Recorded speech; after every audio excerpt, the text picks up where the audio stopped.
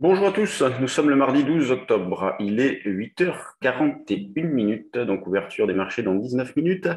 Je fais ce bourse avant l'ouverture, dans la mesure où nous sommes en formation, donc formation qui se terminera demain soir et jeudi matin, des trading live, donc démonstration de trading en direct, si vous souhaitez partager cette matinée avec nous. Vous êtes les bienvenus, c'est sur inscription.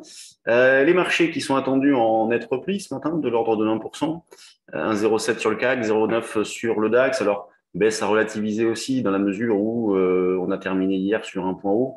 Vous voyez, la clôture s'est faite ici sur un point haut intraday vers 6573. D'ailleurs, on avait profité de cette extension de fin de séance pour vendre un petit peu. Moi, je n'ai pas vendu au plus haut, j'ai vendu à 68 ici. Et j'ai racheté le soir même à 43, donc ça fait toujours 25 points de plus. Et donc ce matin, ouverture en baisse. Toujours énormément de confusion sur ces marchés-là à l'approche de l'échéance. Sur le CAC, ça sera vendredi. Alors, c'est une petite échéance tout de même, parce que ça ne concerne que le CAC, dans la mesure où c'est une mensuelle. Donc, de la confusion avec des divergences en ce qui concerne les catalyseurs, puisque sur les taux, on a une légère remontée, ce qui a profité aux valeurs bancaires. Et pendant ce temps-là, on a le pétrole qui poursuit son ascension folle, j'ai envie de dire. On est à 84 dollars le baril. Donc, bon, ce qui alimente les préoccupations d'inflation. Ce qui fait que les marchés, au final, font du surplace avec parfois des mouvements très violents. Mais ça, on vous avait prévenu. Nous, on s'attendait justement à cette phase-là, non directionnelle, mais avec une volatilité assez forte, entre des bornes assez larges. Et justement, pour exploiter cette idée-là, on a mis en place des stratégies sur les options. On a proposé d'ailleurs sur le trade du jour, CAC, on a mis en place des stratégies options. Donc, en espérant que le marché termine par là, moi, ça m'irait parfaitement.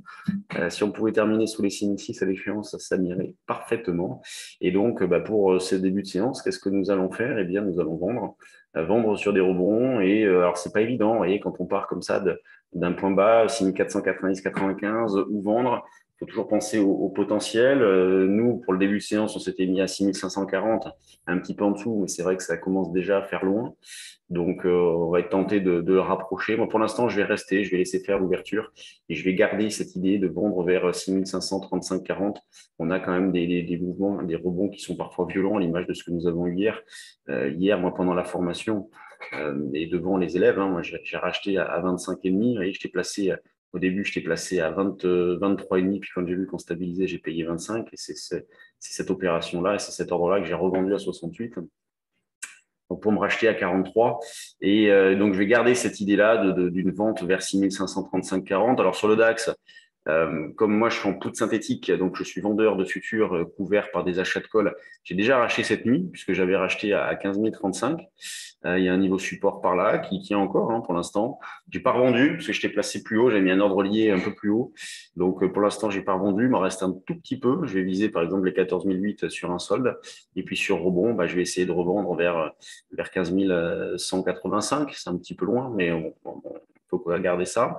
Et en pur intraday, pour ceux qui souhaitent travailler à l'achat, ce qui est quand même le sens prioritaire sur le DAX, la tendance haussière n'est pas infirmée, elle le serait sous les 14 750-800.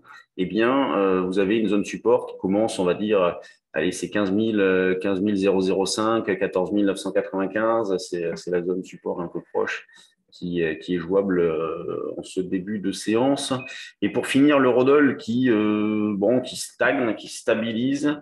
On cherche toujours à vendre. Alors hier, ça a bien fonctionné, puisqu'on a eu quand même deux opportunités. C'est pas si fréquent en ce moment sur l'euro-dollar, puisque le niveau de vente que nous proposions hier matin, c'était un 15,85 et il a été atteint à deux reprises. Ici, alors c'était 83 précisément, donc on a pu vendre ici, on a pu revendre là, et donc se racheter notamment sur 5 ans. Donc c'est bien, les écarts de 30-35 pips.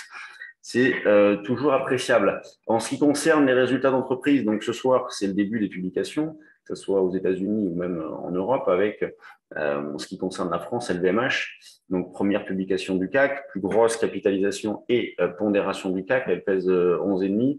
Donc, avec un chiffre d'affaires attendu autour de 15 milliards pour le T3. Donc, affaire à suivre, toujours des niveaux élevés, des attentes élevées en ce qui concerne les résultats. Donc, bon, attention aux déceptions. C'est vrai que ces derniers temps, LVMH ne nous a pas habitués à décevoir. Donc, affaire à suivre. On y verra plus clair ce soir et demain en ce qui concerne les cours.